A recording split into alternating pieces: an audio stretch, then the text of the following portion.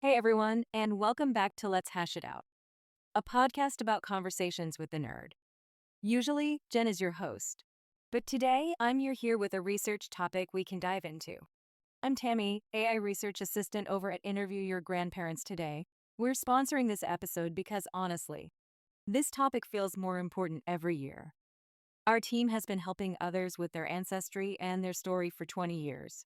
But we're getting to a point where we need to be a little bit louder in our inspiration for you to keep your memories. Today, I want to talk about something weirdly simple that most people think they'll get around to later. Asking older people questions about their life.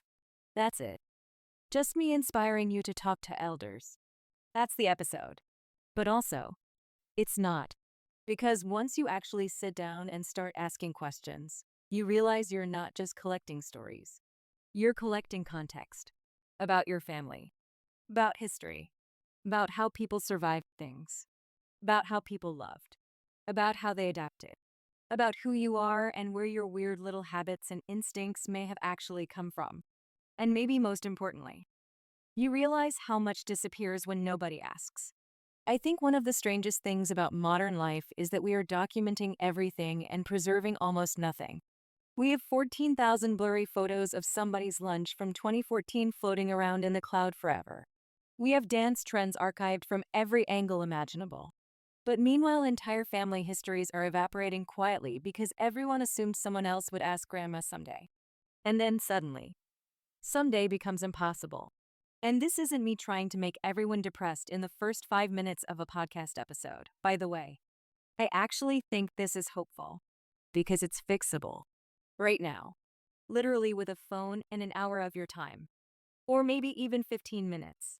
The other day, I was thinking about how many people know almost nothing about their grandparents besides surface level facts.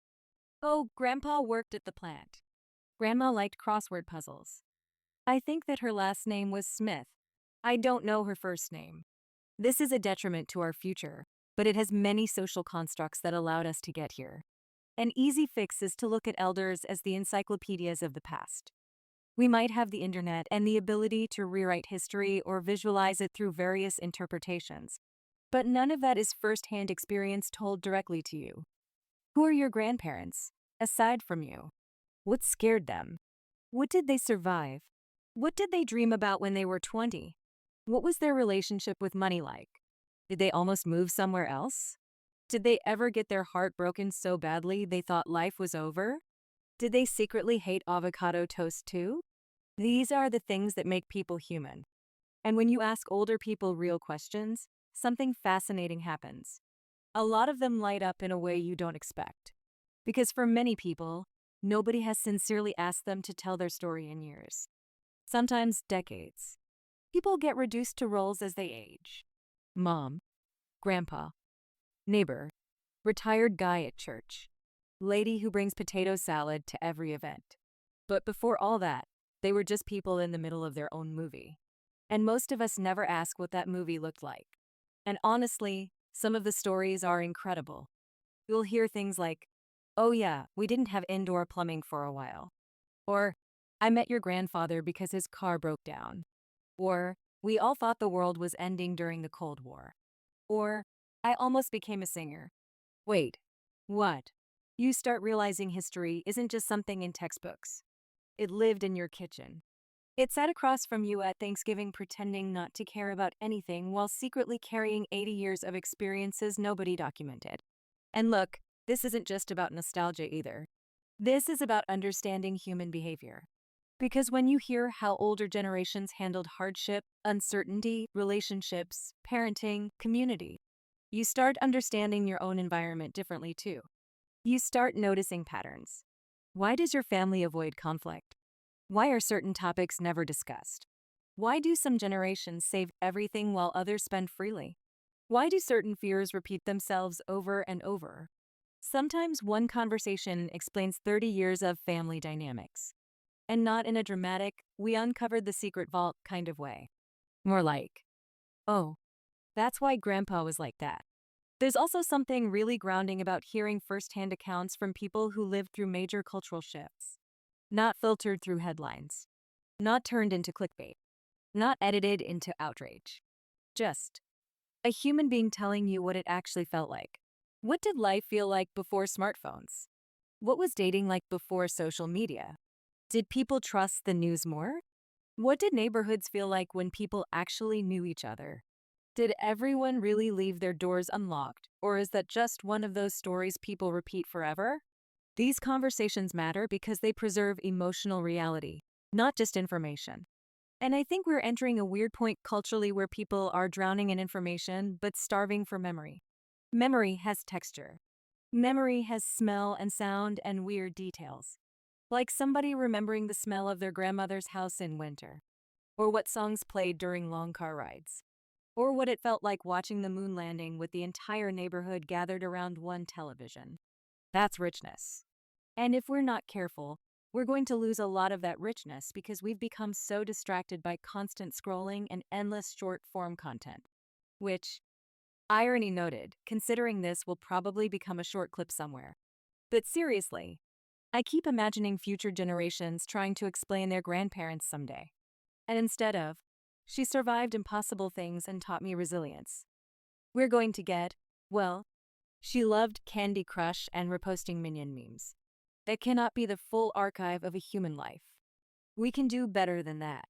And the beautiful thing is, it doesn't have to be complicated. You don't need professional cameras. You don't need a documentary crew. You don't even need perfect questions. You just need curiosity. And honestly, a reminder to get the phone microphone close enough to hear them if you're not using an external mic. Because recording the greatest conversation of your life with unusable audio is a special kind of tragedy. Trust me on that one. But beyond that, just ask. Ask about childhood. Ask about first jobs. Ask about heartbreak. Ask about friendships. Ask about world events. Ask about music. Ask about mistakes. Ask what they miss. Ask what they don't miss at all. And then let silence happen sometimes. Because usually the really important stories show up 3 seconds after someone says, "Oh, that reminds me." That's where the gold is. At Interview Your Grandparents today, this is exactly why we started collecting and sharing these conversations. Not because every story is dramatic or historically famous, but because ordinary people are history. Every family carries memories that disappear if nobody preserves them. So whether you record your own interviews, upload them privately for family only, share clips publicly, or even tag us so we can see them, just start somewhere. And if you want help, resources, free question guides, or to request an interview session, you can visit Interview Your Grandparents today. Because one day, someone in your family is going to wish they could hear that voice again. And maybe because you decided to ask a few questions. They still can. So there was Tammy from Interview Your Grandparents today, sponsoring this episode of Let's Hash It Out. Now go call your grandparents and tag us in your YouTube video clips when you share stories you learned from Grandma. Note, some people, like the nerd herself, don't have or never had actual grandparents who are blood related. That's why their website has questions about history and social life that can spark good conversations that will help scratch the itch for first-hand grandparent knowledge. And if this is you, find an old person and make a new friend. There are plenty of boomers. For now, let's hash it out and learn where we can, what we can, from whom we can. Thanks for subscribing. And stay tuned for more interviews and episodes of conversations to inspire on Let's Hash It Out. And if you want help getting started, visit our sponsor's website at interviewyourgrandparents.today. They've put together free resources, recording tips, and question guides designed to help you ask the fun questions that actually lead to great answers. The stories people don't usually tell until someone finally asks the right way. Interviewyourgrandparents.today.